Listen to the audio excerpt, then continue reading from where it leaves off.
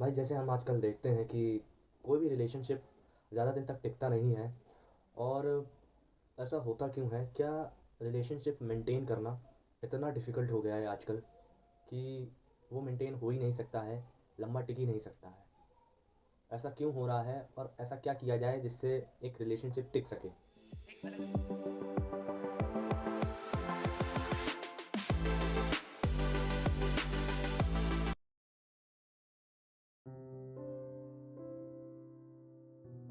Relationship, अच्छा वो सब छोड़ो। पहले ये बताओ, क्या तुम्हारे साथ रिलेशनशिप अच्छा है? तुम्हारा खुद के साथ रिश्ता कैसा है? हम एक्सपेक्ट करते हैं कि सामने वाला हमको खुश कर सकता है, खुश रख सकता है, लेकिन कब तक? एक लिमिट तो सबकी होती है ना। इस दुनिया में कोई भी इंसान आपकी हर एक्सपेक्टेशन, हर नीड कोई पूरी नहीं कर सकता है। मैं आऊँगा जिसके बारे में तुम बात कर रहे हो कि कोई भी रिलेशनशिप क्यों नहीं टिकता है, लेकिन खुद से ये पहले क्वेश्चन तो करो। हमारा खुद के साथ रिश्ता कैसा है? अब बात आती है कि आजकल के रिलेशनशिप टिकते क्यों नहीं है। पहली बात, शो ऑफ। शो ऑफ का मतलब है कि उनको एक्चुअल नीड भी नहीं है, वो केवल देखा देखी और दिखावे के चक्कर में रिलेशनशिप में आते हैं। उनके फ्रेंड सर्कल में किसी के पास गर्लफ्रेंड बॉयफ्रेंड है तो वो मुझे भी चाहिए। वो उनको इसलिए नहीं चाहिए कि एक्चुअल नीड है, वो उनको इसलिए चाहिए कि उसके पास है तो मेरे पास क्यों नहीं है। एक स्टेटस बन चुका है ये आजकल के टाइम पे कि अगर आप सिंगल हो तो आप बेकार हो। और दूसरा दूसरा क्या कि शो ऑफ में ही ये आ जाता है। जब आप ऐसे रिलेशनशिप में जाते हो शो ऑफ के चक्कर में, तो एक्सपेक्टेशन नीड तो दोनों तरफ से होती हैं। लेकिन बाय चांस अगर एक सीरियस हो जाए बंदा, तो आपके लिए तो शायद कुछ ना हो, लेकिन उस बंदे के लिए शायद बहुत कुछ हो सकता है। शायद आप उसको हर तरीके से कंट्रोल करना चाहते हो कि तुम उससे बात ना करो, उससे बात ना करो। तुम पूरी पकड़ पाना चाहते हो उससे। और जब वो चीज़ नहीं हो पाती है, क्योंकि नहीं हो सकती है यार, तुम इस दुनिया में रहकर किससे कह सकते हो? या तुम खुद के ऊपर देखो, तुम किससे बात नहीं करोगे? अपने कॉलेज में हो तुम किससे बात नहीं करोगे? अपने स्कूल में हो तुम किससे बात नहीं करोगे? अपने ऑफिस में हो तुम किससे बात नहीं करोगे? तुम क्या खुद को रोक सकते हो किसी और से बात करने से? तो तुम सामने वाले को क्यों रोकना चाहते हो? पहली बात देखो, अगर कोई तुम्हारा है तो उसको फुल फ्रीडम दो। क्योंकि अगर सामने से कोई आपके पार्टनर को प्रपोज भी करता है, अगर वो आपका है तो वो आपका ही रहेगा। अगर चला गया तो फिर आपका नहीं है। Simple as it is accept कर लो। फीलिंग्स होती हैं, हर्ट होता है, वो चीज़ एक अलग बात है। लेकिन इस तरी इस सिचुएशन को बहुत ब्रॉड माइंडेड से देखो ना। तुम अपने पार्टनर को जब तक बांधना चाहोगे तब तक उसकी रियलिटी नहीं पता चलेगी। और जब तुम फ्री कर दोगे, वो एक्चुअल में चाहे जिस दुनिया में चला जाए, चाहे जिस शहर में चला जाए, चाहे आपसे थोड़ी देर के लिए भी अलग हो जाए, अगर वो आपका होगा तो वो आपका ही रहेगा ना। ये इनसिक्योरिटी भी इसी के चक्कर में आता है, क्योंकि हमारा रिश्ता ही शो ऑफ से स्टार्ट हुआ। शो ऑफ से स्टार्ट नहीं हुआ तो उसकी नींव केवल फिजिकल नीड को पूरी करना है। अब आप ये सोच कर देखो, क्या ज़िंदगी भर फिजिकल नीड पूरी कर करके वो रिश्ता चल जाएगा? नहीं ना, रिलेशनशिप में बहुत सारे फैक्टर्स आते हैं, और प्यार और रिलेशनशिप में बहुत बड़ा डिफरेंस होता है। अगर रिलेशनशिप में भी प्यार है तो बहुत अच्छी बात है। जिस अनकंडीशनल लव की बात करते हो वो डिफरेंट है रिलेशनशिप से।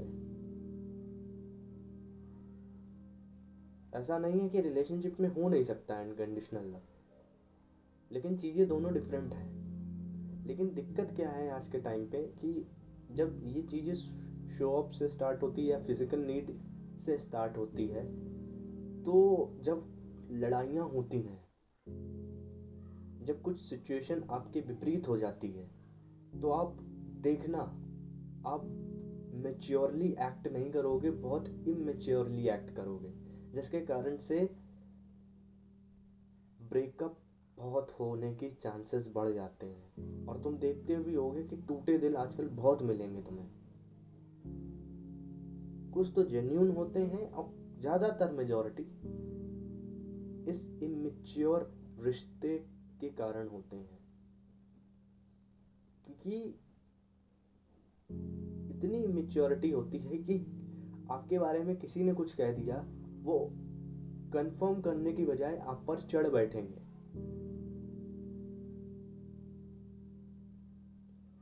इसलिए पहले ये तो पूछो खुद से कि नीड है भी वास्तव में कि नहीं, कि केवल मूवी देखकर, कोई वेब सीरीज देखकर तुम्हारी अंदर वो नीड जगाई जा रही है। क्यों हमें लगने लगता है कि हम अकेले हो गए, हमको किसी की ज़रूरत है, क्योंकि हम अंदर से खाली हैं, हमारे साथ रिश्ता अच्छा नहीं है, इसलिए ये नीड लगती है कि हमको किसी की ज़रूरत है। वो रिलेशनशिप में आना गलत बात नहीं है, लेकिन जो नीड तुम आर्टिफिशियल तौर पे प्रोड्यूस कर रहे हो अपने अंदर, जगा रहे हो या जगाई जा रही है, वो गलत है। क्योंकि खुद से पहले रिश्ता रखना सीखो, तब सामने वाले के पास जब जाओगे, किसी से रिश्ता रखोगे, तब उससे भी अच्छे से निभा पाओगे। जब खुद से ही रिश्ता नहीं अच्छे से रखोगे तो एक्सपेक्ट करोगे कि तुम मुझे खुश रखो, तुम मेरी केयर करो, तुम मेरी सारी एक्सपेक्टेशन पूरी करो, और एक्सपेक्टेशन नहीं पूरी करोगे तो लड़ाई झगड़े होंगे।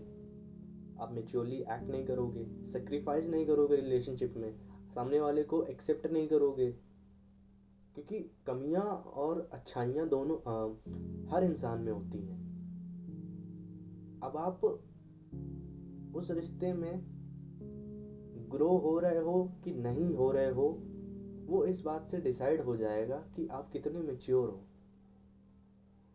खुद के साथ रिश्ता आपका कैसा है। क्योंकि अगर आप मेच्योर होगे तो आप दोनों लोग बहुत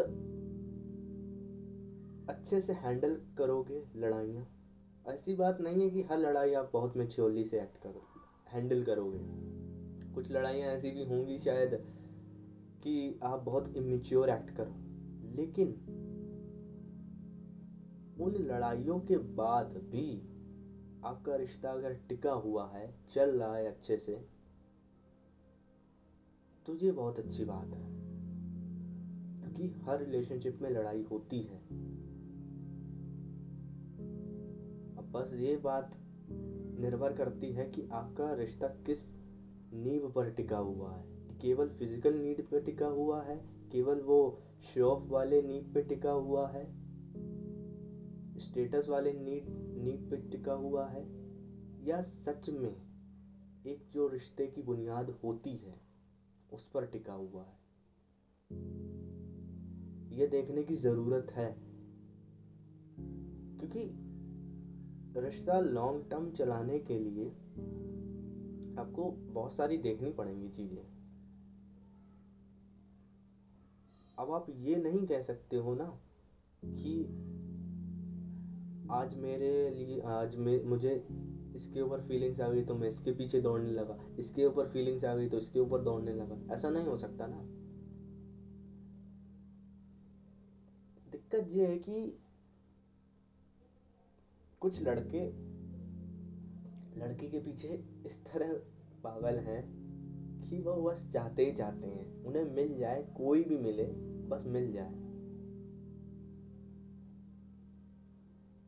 तो ये अप्रोच बहुत गलत है। और दोनों सेम थिंग दोनों जेंडर पर अप्लाई होते हैं, किसी एक पर नहीं। क्योंकि कोई भी सिचुएशन, कोई भी घटना आपके रिलेशनशिप में घटती है, खुदा ना खास्ता अगर ऐसा हो जाए कि आप दोनों का कांटेक्ट शायद मिट जाए, मतलब कि आप एक दूसरे से कांटेक्ट ना कर पाओ और कुछ ऐसी घटना घट जाए, और अगर आप इमेच्योर हो तो शायद कहीं ना कहीं आप मन में कई सारी बातें बना लोगे और शायद आपका ट्रस्ट जो है वो ब्रेक हो जाए। लेकिन आप जब मेच्योर होगे तो आप चीज़ों को समझोगे, चीज़ों को इतनी जल्दी जाने नहीं दोगे। क्योंकि एक रिश्ता गुड्डा गुड़िया का खेल नहीं होता है, उसमें बहुत सारी चीज़ें, बहुत सारे फैक्टर्स रोल अदा कर रहे होते हैं। उसके लिए जब तक रेडी नहीं हो तब तक तो फिर बेकार है। देखो, एक्सपीरियंस करने से ही सीखते हैं हम सब। लेकिन ये आपको जानने की ज़रूरत है कि पहले खुद से रिश्ता रखना सीखें हम। कि हम देखो, किसी भी रिश्ते में जा रहे हो, ये उसकी रिस्पॉन्सिबिलिटी नहीं है कि वो आपको खुश रखे। ये आपकी पूरी जिम्मेदारी है कि आप खुद को खुश रखें। क्योंकि जब आप क्या होगा, जब मान लो वो आपका पार्टनर ना रहे साथ, दूर चला जाए, तो फिर आपका जीना दुश्वार हो जाएगा ना। क्योंकि डिस्टेंस, दूरियां, ये भी ज़रूरी है एक रिश्ते में।